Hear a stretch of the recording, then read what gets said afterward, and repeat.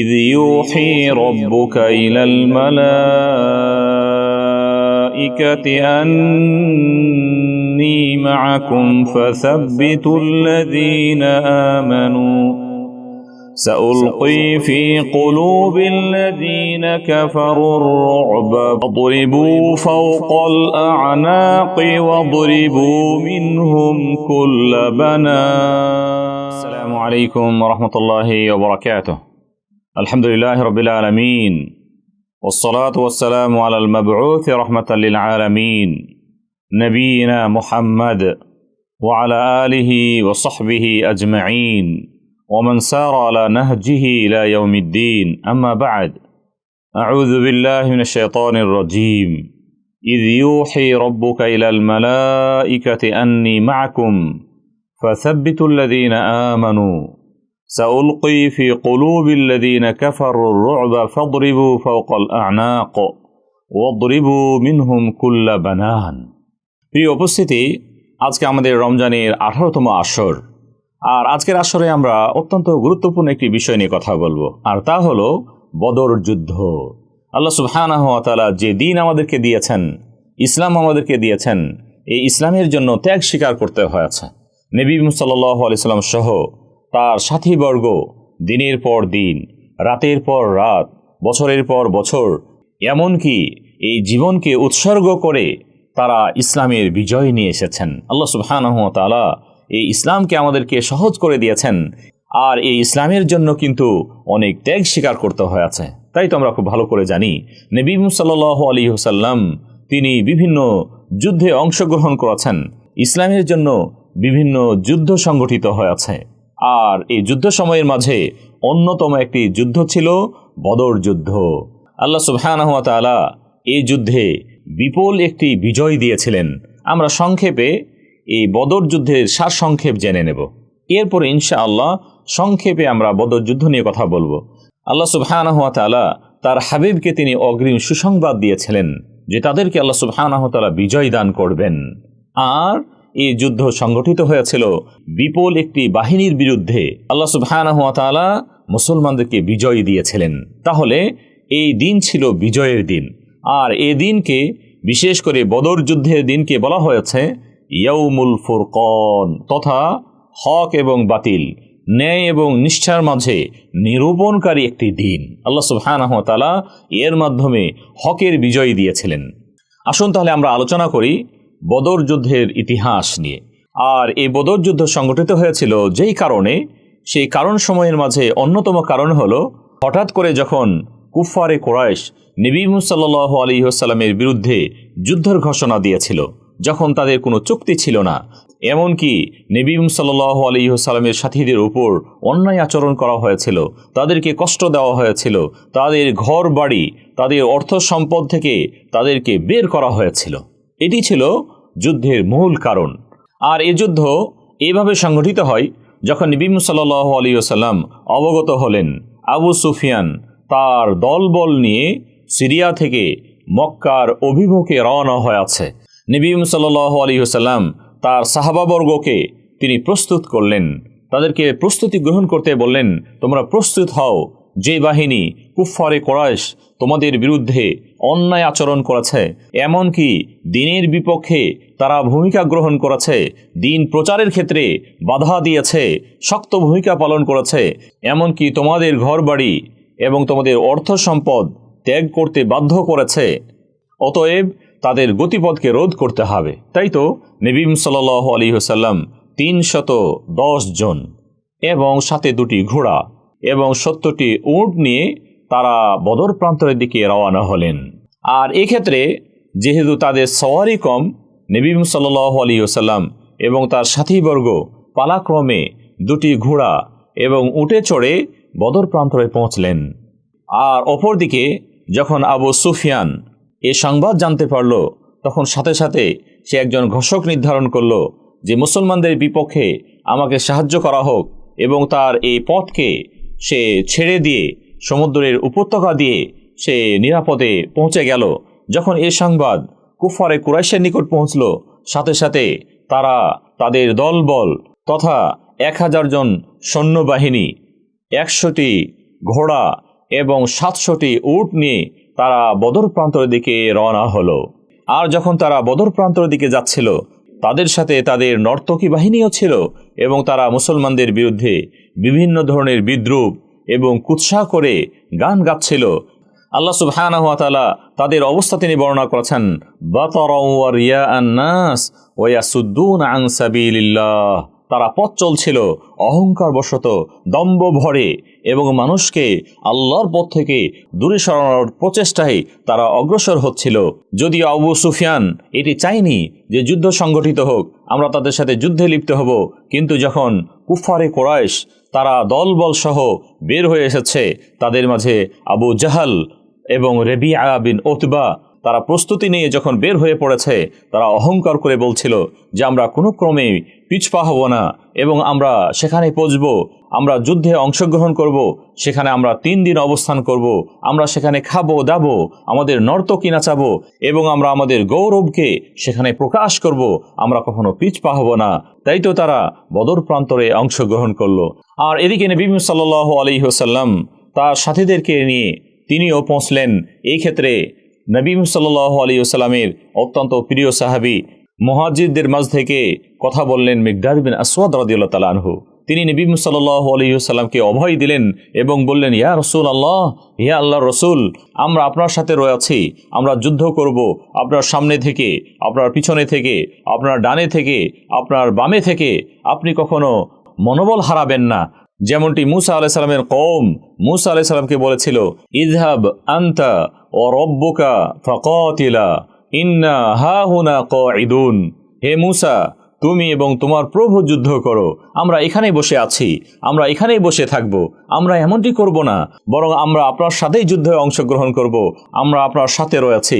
একইভাবে আনসারদের মধ্য থেকে আউস গোত্রের নেতা সাআদ বিন মুআদ রাদিয়াল্লাহু তাআলা আনহু নবী সাল্লাল্লাহু আলাইহি ওয়াসাল্লামকে বললেন, হে আল্লাহর রাসূল, আপনি যুদ্ধ করতে থাকুন, আমরা আপনাদের সাথে রয়েছি। এমনটি নয় যে আমরা আমাদের ঘরবাড়ির মায়া মহাব্বতে আমরা আপনার সাথী হব না, বরং আমরা আপনার সাথে রয়েছি। আমাদেরকে আপনি যেইভাবে কমেন্ট করবেন, যেইভাবে আদেশ করবেন, সেভাবেই আমাদেরকে পাবেন। আমাদের যা কিছু প্রয়োজন আপনি ব্যবহার করুন, যা কিছু আমাদেরকে দেওয়ার তা আপনি দেন, এবং আমরা আপনার সাথে রয়েছি। কোনো ক্রমে আমরা পিছপা হব না, আপনি যুদ্ধে অংশগ্রহণ করুন। নবী সাল্লাল্লাহু আলাইহি ওয়াসাল্লাম একদিকে মুহাজির, অপরদিকে আনসারদের এই উৎফুল্ল এবং মনোভাব দেখে নবী সাল্লাল্লাহু আলাইহি ওয়াসাল্লাম অত্যন্ত খুশি হলেন এবং তাদেরকে বললেন, সাইরু ওয়া আবশিরু লাকাআন্নী আনদুরা ইলা মাসারিল কওম। নবী সাল্লাল্লাহু আলাইহি ওয়াসাল্লাম বলছিলেন, তোমরা অগ্রসর হও, তোমরা চলো আর সুসংবাদ গ্রহণ করো। আল্লাহর শপথ দিয়ে বলছি, আমি তো শত্রু বাহিনীর তাদের মৃত দেহগুলোকে কাআন্নী আনদুরা ইলাইহিম, আমি যেন সচক্ষে দেখছি। আল্লাহু আকবার। নবী সাল্লাল্লাহু আলাইহি ওয়াসাল্লামকে আল্লাহ সুবহানাহু ওয়া তাআলা অগ্রিম সুসংবাদ দিয়েছিলেন যাদের সাথে তাদের যুদ্ধ হবে এবং তাদের যে মৃত দেহগুলো নবী সাল্লাল্লাহু আলাইহি ওয়াসাল্লাম তাই তিনি দেখেছিলেন। এমনকি নবী সাল্লাল্লাহু আলাইহি ওয়াসাল্লাম সাহাবাদেরকে উদ্দেশ্য করে বলেছিলেন যে অমুকের লাশ এখানে পড়ে থাকবে, অমুকের লাশ এখানে পড়ে থাকবে। নবী সাল্লাল্লাহু আলাইহি ওয়াসাল্লামের এই ঘোষণা অনুযায়ী তারা পরবর্তীতে দেখেছিলেন যেই ব্যক্তির লাশ যেই স্থানের কথা উল্লেখ করেছেন সেখানেই কিন্তু পড়েছিল। যখন নবী সাল্লাল্লাহু আলাইহি ওয়াসাল্লাম বদর প্রান্তরে ওই পানির কূপের নিকটে তিনি অবস্থান গ্রহণ করলেন, নবী সাল্লাল্লাহু আলাইহি ওয়াসাল্লামের প্রিয় সাথী হুবাব বিন মুনজির বিন আমর বিন জামুহ রাদিয়াল্লাহু তাআলা আনহু তিনি নবী সাল্লাল্লাহু আলাইহি ওয়াসাল্লামকে বললেন যে, হে আল্লাহর রাসূল, আমরা কি এখানে যুদ্ধের কৌশল হিসেবে অবস্থান করছি নাকি এটি আল্লাহ প্রদত্ত? নবী সাল্লাল্লাহু আলাইহি ওয়াসাল্লাম বললেন, এটি আমরা যুদ্ধের কৌশলগতভাবে এখানে অবস্থান গ্রহণ করেছি। তিনি বললেন, হে আল্লাহর রাসূল, আমরা যদি এই কূপের নিকট থেকে চলে যেয়ে কুরাইশদের কূপের নিকটে অবস্থান গ্রহণ করি এবং সেখানে আমরা পানি উত্তোলন করি, তাদের যে কূপের পানিগুলো সেই পানিগুলো যদি আমরা নিয়ে নেই তাহলে তারা পানি শূন্য হবে এবং সেখানে আমরা কূপ খনন করতে পারবো এবং আমরা যথার্থ সেখানে পানিও পাবো, এটি আমাদের জন্য ভালো হবে। নবী সাল্লাল্লাহু আলাইহি ওয়াসাল্লাম তার প্রিয় সাহাবীর এই পরামর্শ তিনি গ্রহণ করলেন এবং তারা খুব কাছাকাছি হলেন এবং সেখানে পানির যে কূপগুলো ছিল, যেই কূপ থেকে কুরাইশ বাহিনীরা পানি গ্রহণ করবে, সেই কূপের পানিগুলো তারা গ্রহণ করলেন। দেখা গেল যে পরবর্তীতে মুষলধারে বৃষ্টি হলো, যে বৃষ্টিতে তারা বড় ধরনের ক্ষতিগ্রস্ত হলো এবং নবী সাল্লাল্লাহু আলাইহি সাল্লাম এবং সাহাবাগণ তারা হালকা বৃষ্টির মাঝে পড়লেন। তাদের জন্য কোনো ক্ষতির কারণ হলো না, বরং তাদের জন্য পথ চলা এবং অবস্থান করা আরও সহজ হয়ে গেল। নবী সাল্লাল্লাহু আলাইহি ওয়াসাল্লাম এবং তার সাথীবর্গ অবস্থান গ্রহণ করলেন উদওয়াতুদ দুনিয়া। কুফফারে কুরাইশ তারা অবস্থান গ্রহণ করলো উদওয়াতুল কুসওয়া। নবী সাল্লাল্লাহু আলাইহি ওয়াসাল্লাম সাথীদেরকে নিয়ে মদিনার নিকটবর্তী স্থানে তারা অবস্থান গ্রহণ করলেন, আর তারা মক্কার দিক থেকে কিছুটা কাছাকাছি তথা দুই প্রান্তরে তারা অবস্থান গ্রহণ করলেন। নবী সাল্লাল্লাহু আলাইহি ওয়াসাল্লাম সাথীদেরকে নিয়ে তিনি একটি উঁচু স্থানে তাঁবু গড়লেন, যেখানে নবী সাল্লাল্লাহু আলাইহি ওয়াসাল্লাম অবস্থান করলেন একটু উঁচু স্থানে এবং আল্লাহর কাছে তিনি দোয়া করতে শুরু করলেন। আল্লাহ সুবহানাহু ওয়া তাআলার কাছে বিনয় নম্রতার সাথে তিনি কান্নাকাটি করতে শুরু করলেন, দোয়া করতে শুরু করলেন, হে আল্লাহ, তুমি আমাদেরকে যে সুসংবাদ দিয়েছ, যে বিজয়ের সুসংবাদ দিয়েছ, আমাদেরকে তুমি বিজয় দিও, আমাদেরকে তুমি পরাজিত করো না, তুমি আমাদের বিজয় দিও, তাদেরকে পরাজিত করো। নবী সাল্লাল্লাহু আলাইহি ওয়াসাল্লামের এই দোয়া আল্লাহ সুবহানাহু ওয়া তাআলা কবুল করলেন। আল্লাহ সুবহানাহু ওয়া তাআলা আয়াত নাযিল করলেন, সুসংবাদ পাঠালেন, ইয ইউহি রাব্বুকা ইলাল মালাইকাতি আন্নী মাআকুম। আল্লাহ সুবহানাহু ওয়া তাআলা ফেরেশতারাজিকে যখন ওহী পাঠালেন, আল্লাহ সুবহানাহু ওয়া তাআলা বলে দিলেন, আন্নী মাআকুম ফাসাব্বিতুল্লাযীনা আমানু, আমি তোমাদের সাথে রয়েছি, মুমিনদেরকে দৃঢ় থাকার তুমি মনোবল দাও। সাউলকি ফি কুলুবিল্লাযীনা কাফারুর রুব, আমি অচিরে কাফেরদের অন্তরে ভীতি সঞ্চার করে দেব। আর আল্লাহ সুবহানাহু ওয়া তাআলা তিনি ঘোষণা করে দিলেন, ফাদরিবু ফাওকাল আ'নাক, তাদের গর্দানির উপরে তোমরা প্রহার করো, ওয়াদরিবু মিনহুম কুল্লা বানান, এবং তাদের আঙ্গুলের অগ্রভাগে তোমরা তাদেরকে প্রহার করতে থাকো। আল্লাহ সুবহানাহু ওয়া তাআলা তার নবীকে তিনি সুসংবাদ দিলেন, ওহী প্রেরণ করলেন। নবী সাল্লাল্লাহু আলাইহি ওয়াসাল্লাম ওই উঁচু তাঁবুতে যখন তিনি অবস্থান করছিলেন এবং আল্লাহর কাছে দোয়া করছিলেন, নবী সাল্লাল্লাহু আলাইহি ওয়াসাল্লামকে পাহারার ক্ষেত্রে নিয়োজিত ছিলেন আবু বকর রাদিয়াল্লাহু তাআলা আনহু, অনুরূপভাবে সাআদ বিন মুআয রাদিয়াল্লাহু তাআলা আনহুমা আজমাইন, তারা নবী সাল্লাল্লাহু আলাইহি ওয়াসাল্লামের সাথে ছিলেন। নবী সাল্লাল্লাহু আলাইহি ওয়াসাল্লাম তিনি দোয়া করছিলেন, আল্লাহ সুবহানাহু ওয়া তাআলা তার নবীকে তিনি সুসংবাদ দিলেন, আরও আয়াত নাজিল করলেন, সাইয়ুহজামুল জামউ ওয়া ইউওয়াল্লুনা দুবুর, যে তারা তাদের যে গচ্ছিত সেনাবাহিনী তারা পশ্চাৎমুখে তারা পালাতে থাকবে, তাদের এই ঐক্য ছিন্ন হবে এবং তোমরা বিজয় লাভ করবে। আল্লাহ সুবহানাহু ওয়া তাআলা তার নবীকে বিজয়ের সুসংবাদ দিলেন। নবী সাল্লাল্লাহু আলাইহি ওয়াসাল্লাম এক মুষ্টি তিনি পাথর এবং ধুলোবালি তাদের উপরে ছিটিয়ে দিলেন। এই ধুলোবালিগুলো তাদের চোখে মুখে লাগলো, তারা ক্ষতিগ্রস্ত হলো, তারা পরাজিত হলো। নবী সাল্লাল্লাহু আলাইহি ওয়াসাল্লাম তার দলবল তারা বিজয়ী লাভ করলেন। তাদের 70 জনকে হত্যা করা হলো, তাদের 70 জনকে ধরে নিয়ে আসা হলো, বন্দী করা হলো এবং তাদের মাঝ থেকে নেতৃত্ব পর্যায়ের যারা নেতা তাদের 24 জনকে বদরের একটি নর্দমায় তাদেরকে নিক্ষেপ করা হলো, তারা বিজয় গ্রহণ করলেন। নবী সাল্লাল্লাহু আলাইহি ওয়াসাল্লাম তার সাথীদেরকে নিয়ে তারা বিজয়ী হলেন, আর এই বিজয় ছিল ইয়াউমুল ফুরকান। আল্লাহ সুবহানাহু ওয়া তাআলা এই দিনকে বলেছেন ইয়াউমুল ফুরকান, ন্যায় নিষ্ঠার এবং সত্য এবং অসত্যের মাঝে, ন্যায় এবং অন্যায়ের মাঝে পার্থক্যকারী একটি দিন। যাদেরকে বন্দী করে নিয়ে আসা হলো, নবী সাল্লাল্লাহু আলাইহি ওয়াসাল্লাম সাথীদেরকে নিয়ে পরামর্শ গ্রহণ করলেন। সাআদ বিন মুআয রাদিয়াল্লাহু তাআলা আনহু তিনি পরামর্শ দিলেন যে আমি তো এটি পছন্দ করি যে তাদেরকে জীবিত রাখার চেয়ে তাদেরকে নিঃশেষ করে ফেলা, তাদেরকে হত্যা করে ফেলা এটি ভালো হবে। অনুরূপভাবে ওমর বিন খাত্তাব রাদিয়াল্লাহু তাআলা আনহু তিনি পরামর্শ দিলেন যে অমুককে আমি হত্যা করব, আমাকে অনুমতি দিন হে আল্লাহর রাসূল, তথা তাদের আমরা প্রতিশোধ নেব, তাদেরকে হত্যা করব। একইভাবে আবু বকর রাদিয়াল্লাহু তাআলা আনহুর কাছে যখন পরামর্শ চাওয়া হলো, আবু বকর রাদিয়াল্লাহু তাআলা আনহু তিনি বললেন যে না, তাদেরকে আমরা ছেড়ে দেব, যাতে করে এটি আমাদের জন্য বড় একটি বিজয়ের কারণ হয়, তারা যেন অনুতপ্ত হয় এবং তারা যেন আমাদের অবস্থা এবং আমাদের মান মর্যাদা তারা বুঝতে পারে এবং তারা আমাদের কাছে নত স্বীকার করে।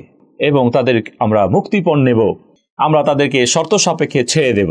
নবী সাল্লাল্লাহু আলাইহি ওয়াসাল্লাম সিদ্ধান্তে পৌঁছলেন যে আমরা তাদের কাছ থেকে মুক্তিপণ নিয়ে তাদেরকে আমরা ছেড়ে দেব। নবী সাল্লাল্লাহু আলাইহি ওয়াসাল্লাম 4000 থেকে 1000 দিরহামের বিনিময়ে তাদেরকে মুক্তি দিলেন। আর কারোর সাথে চুক্তিবদ্ধ হলেন যে তারা মদিনার ছোট শিশুদেরকে তারা শিক্ষা দেবে, এর বিনিময়ে তাদেরকে ছেড়ে দেওয়া হবে। কাউকে ছেড়ে দেওয়া হলো কুরাইশের নিকটে মুসলমানরা যে বন্দী ছিল তাদেরকে ছেড়ে দেওয়ার বিনিময়ে তাদেরকে ছেড়ে দেওয়া হবে।